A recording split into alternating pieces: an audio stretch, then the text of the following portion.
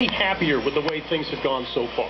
The games have been exciting. They've been entertaining. They've been unpredictable.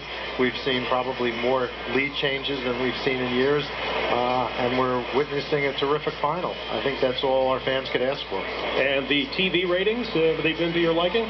The TV ratings have been exceedingly strong. NBC got off to a great start with the first two games, probably the highest ratings we've seen in over a decade. And on Tuesday night, Versus set a record.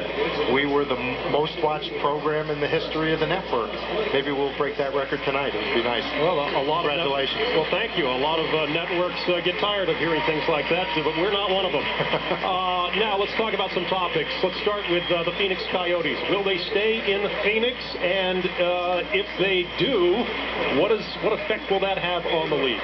Well, we hope they'll stay in Phoenix. We don't think the club should have been in bankruptcy in the first place, but it's now before a bankruptcy court judge. There are some very important motions that are going to be argued next week that relate to the ability of the league to enforce its rules and processes with respect to who owns a franchise and where franchises can be located.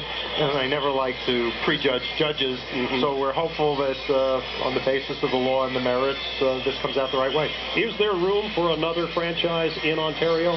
You know, I don't know the answer to that. A lot of people just assume there is. It depends on a whole host of things, what the arena situation is, including the suitability of the arena and where it's located, and a whole host of other factors. But that's not what the Phoenix situation is about. This isn't Hamilton versus Phoenix. This isn't Canada versus the U.S.